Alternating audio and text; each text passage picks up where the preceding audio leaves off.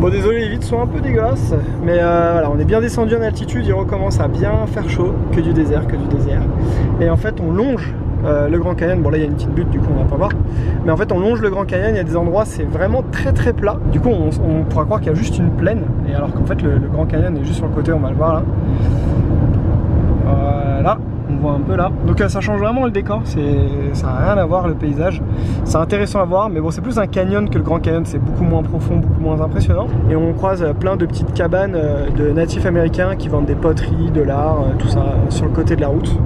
Alors on était sur la route, tu vois il y a l'autoroute juste là, et en fait on vient de voir ça là, le Navarro Bridge, et la vue a l'air assez oufissime, tu peux t'arrêter et pouvoir admirer la vue. Alors, Arizona. Il n'y a pas écrit où est-ce qu'on est. Bah nous on est vers là. Mais nous ouais, c'est ça, nous on est vers ici. Ouais. Et donc ouais, tu peux venir sur ce pont, not jumping from the bridge. Ouais, bah on s'en doutait. Donc voilà, on est bien dans l'état de l'Arizona, Navarro Bridge. Il y a même un petit visiteur center là-bas, on va y aller juste après. Bon déjà t'as la vue tout autour là, qui est juste plutôt belle. À mon avis nous on va monter là-haut après. Et la vue depuis le pont, essayez de pas faire tomber la caméra. Verdâtre. Ouais par contre l'eau est très verdâtre, ouais. Mais voilà. Magnifique non? Et là c'est de l'autre côté, avec l'autoroute juste là. Je sais pas si on va bien voir, mais ça c'est un condor qui est posé, tranquille en train de se reposer là. C'est vraiment cool de pouvoir s'arrêter comme ça quand on veut. Il prévoit plein d'endroits pour ça. Ouais. Il y a un petit rebord au niveau de l'autoroute et du coup tu peux t'arrêter pour voir le désert.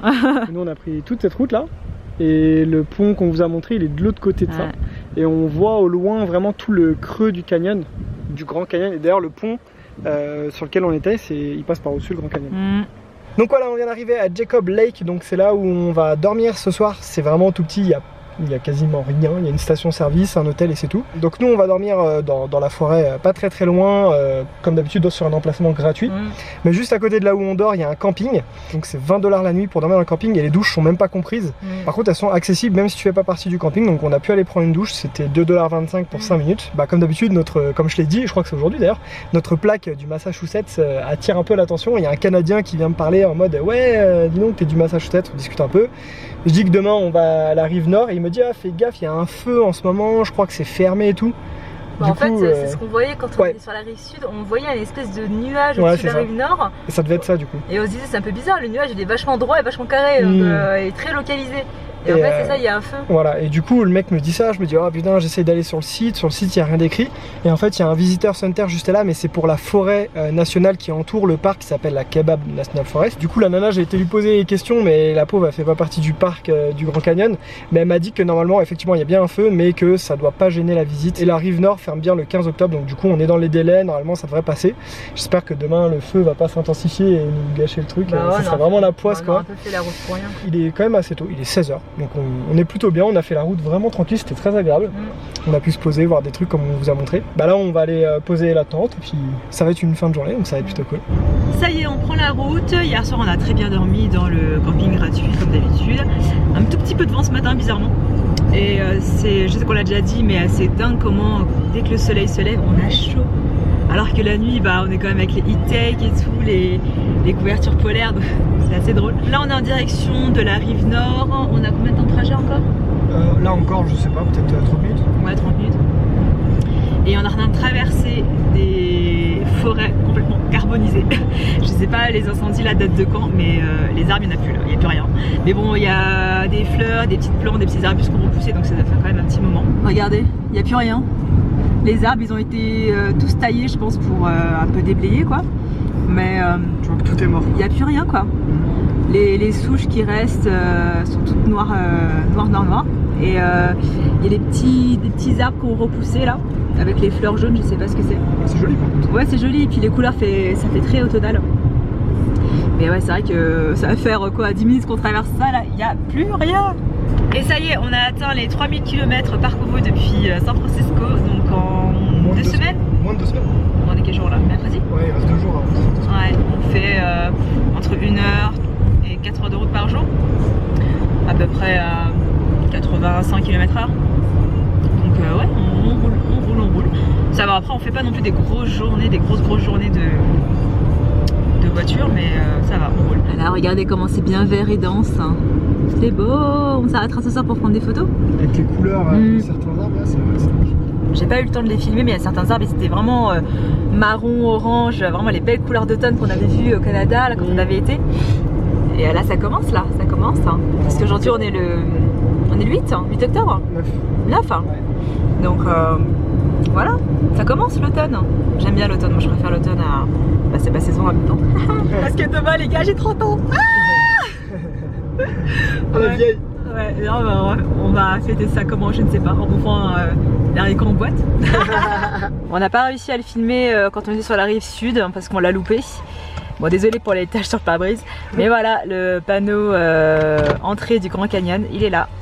Et l'entrée est là, c'est toujours très simple, hein. C'est juste une petite guéride avec une petite personne, un ranger qui vérifie notre passe et voilà, il nous propose toujours un petit plan.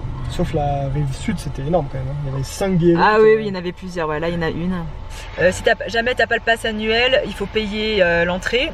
Là pour le coup, sur la rive nord, bah, il me semble que c'est... Est-ce que c'est compris aussi dans ce que tu payes pour la rive sud? Ah, si t'achètes la rive sud, est-ce que si tu viens dans la rive nord, ça comprend? Je sais pas, parce que là il y a écrit rive nord entrée. Je sais pas. Hein. Ouais, je sais pas du coup, ouais. Si jamais t'es une voiture classique, c'est 35 $ et c'est valable 7 jours. Il faut pas hésiter aussi à se renseigner. Souvent quand tu payes l'entrée du parc, parfois ça comprend des douches ou une nuit aussi, ouais. Donc faut pas hésiter à se renseigner là-dessus. On a posé la question par rapport à l'incendie qu'il y a là. Bah, elle a dit que c'était safe, donc c'est bon, c'est parti. On le sent un peu dehors quand même. Ça peut sentir un peu le brûler parfois, ouais, mais bon, c'est tellement loin, il n'y a pas de flamme ici, évidemment. C'est vraiment très très loin, quoi. Trop cool, on a eu le plan avec les 100 ans. Celui-là, les collecteurs. Et on a eu aussi la carte de poche de spécial la rive nord, quoi. Donc voilà, ça c'est cool. On l'avait déjà eu quand on avait été au Visitor Center dans le sud, mais bon, ils en ont redonné une, donc voilà. Alors, nous sommes passés au Visitor Center. Je m'attendais pas à autant de monde, entre guillemets, parce que c'est quand même moins pire que la rive sud, mais il y a quand même du monde. Ça y est, on s'est bien renseigné, on a pris toutes les infos. Les douches sont moins chères ici pour petite info. Et oui, alors du coup ici ce qu'il y a à faire, en gros tu peux tout faire en voiture et tu t'arrêtes il y a 4-5 points à s'arrêter. Ou sinon tu peux faire des randonnées, il y en a pas mal aussi.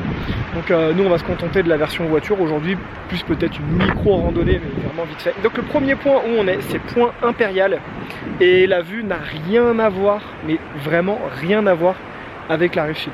C'est rien, aucune comparaison possible. Donc c'est le point de vue le plus haut de la rive nord visiblement. Et voilà un petit peu pour vous donner une idée de la vue. Donc c'est vraiment différent, hein. On voit toujours cet aspect du Grand Canyon vers là, mais là-bas on voit tous les plateaux, c'est incroyable. Par contre il y a du vent hein, de ce côté-là. Et là ce qu'on voit ici, je pense que c'est encore la rive nord, hein. La rive sud est beaucoup plus loin par là-bas. On la verra quand on sera au point le plus éloigné. Et on verra pas la caméra, mais il y a un hélico juste là. Je pense qu'il patrouille par rapport au feu qu'il y a eu. Nous sommes à un nouveau point, on vous montre pas tout sur la route, parce que la route est magnifique, hein. Franchement c'est très beau, mais on vous montre pas tout non plus. Et on est à Vista Encantada, et ce qui est rigolo en fait, c'est qu'ici, c'est juste un pique-nique. C'est-à-dire que c'est même pas censé être c'est un beau point quand même, mais du coup il y a des gens qui sont en train de pique-niquer là-bas là. Et c'est ça qui est rigolo, c'est que même le moindre endroit où tu peux t'arrêter, bah c'est superbe. En fait là ce qui est impressionnant sur la rive nord par rapport au sud, c'est de voir ce plateau en face. Parce que la rive nord est 300 mètres plus haute que la rive sud. Donc du coup on voit au-dessus quoi. Et ça c'est vraiment sympa je trouve. Puis ouais, comme Dylan, ici aussi la différence c'est la végétation, hein, parce que les arbres sont beaucoup plus importants et grands et nombreux. On peut voir des bisons sauvages ici, on a vu des panneaux, on a vu des cacas, mais on n'a pas vu les bisons encore, et on espère, donc on va croiser les doigts. Habituellement on a de la chance, alors on croise. Ouais, je pense pas que ce soit dans le Grand Canyon, je pense plus que c'est un peu dans l'endroit où on vous a montré avec les arbres jaunes et tout, un peu en mode plaine, je pense qu'ils sont plus là en fait. Ça m'étonnerait qu'ils s'aventurent ici. Bah ouais, c'est peut-être un peu trop escarpé ici, ouais. On s'arrête à un nouveau point, je me demande si c'est répétitif pour vous ou pas, cette façon de vous présenter le Grand Canyon.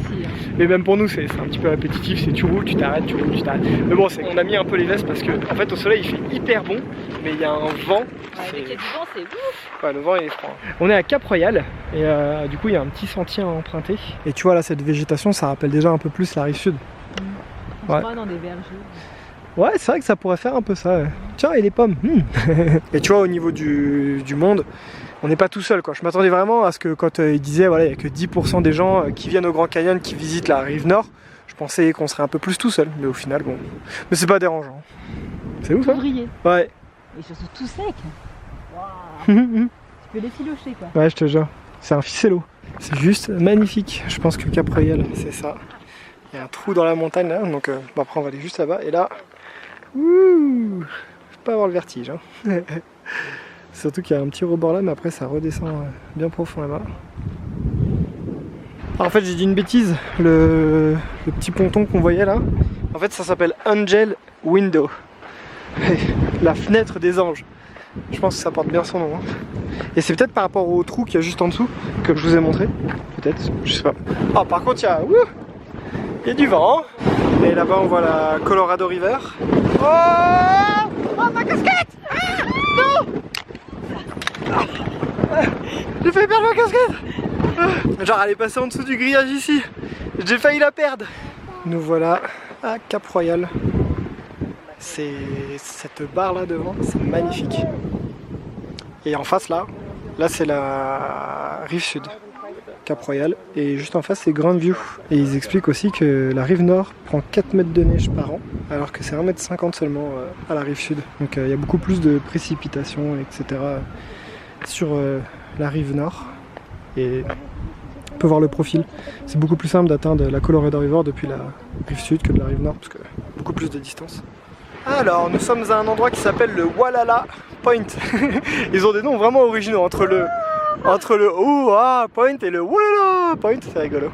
Et c'est vrai, ce que dit un peu Lan, je pense que ça vous fait peut-être le effet. On commence à devenir un peu, pas blasé, mais en fait cette vue commence à devenir normale. C'est plus aussi wow, ouais, voilà, c'est ça, que les premières vues qu'on a. C'est ça. En fait, on commence à s'y habituer un peu, quoi. Quand tu fais les temples. Ouais, voilà, c'est ça. T'en as fait 10, bon, bah après, voilà. C'est ça. Les gens, ils sont blasés d'être Grand Canyon, quoi, putain. Ah, je te jure. Mais bon, voilà, ça va faire quoi? Ça va faire 3 jours qu'on a ce genre de vue.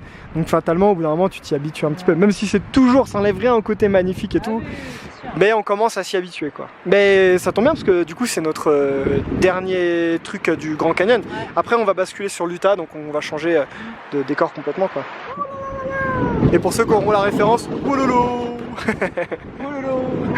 Moi je pensais vraiment qu'il s'appelait Walala dans le sens Walala, c'est joli, tu vois. Non, c'est le Walala plateau. C'est un dialecte de je sais pas quoi là. Je suis trop con. Ça n'a rien à voir avec le boulot de roi. Wololo. C'est l'année craque là. C'est John Empire. Bon, j'ai laissé ma casquette dans la voiture, hein, parce que là le vent... Hein. Il nous reste un point à aller voir et on a fait le tour de la rive nord. Hein. Et nous voilà au dernier point, le Roosevelt Point Trail. Donc c'est un petit chemin de 300 mètres, donc vraiment pas grand chose. Il va juste falloir faire gaffe avec le vent à pas glisser sur le côté, ouais. Parce que là, si tu glisses, c'est échec. Hein. Bon, je sais pas jusqu'où va exactement le trail, il y a un chemin qui part là-bas, il y a un chemin qui va derrière nous. Bon, nous on fait demi-tour, hein. Je pense qu'on en a assez vu. Cette aventure Grand Canyon, c'était magnifique. Donc voilà pour la rive nord, on a fait vraiment l'essentiel, le plus gros à faire. Ouais. On n'est pas rentré dans les détails. Bah, mine de rien, on ira passer presque 3 heures le temps de faire le retour, c'est ça, on y sera resté presque 3 heures, donc on est dans les temps qui sont annoncés à peu près. Et ensuite, on vous montrera quand même quelques passages sur le chemin du retour, parce que c'était vraiment magnifique. Les arbres et tout, il y a moyen de vous montrer 2-3 trucs assez cool. Et puis on va faire retour, hein, mine de rien, ça va nous faire rentrer sûrement vers les 16h à notre campement, donc on rentrera pas trop tard ce soir en pense. Hier on a vraiment kiffé le fait de pas rentrer trop tard, parce qu'il faut pas oublier que quand tu fais ça pendant un mois, faut prendre un peu de temps pour te reposer aussi, parce que sinon si tu fais que du... Ouais, on fait quasiment 2 mois, c'est vrai. Mais là ça va faire un mois qu'on est aux États-Unis, quoi.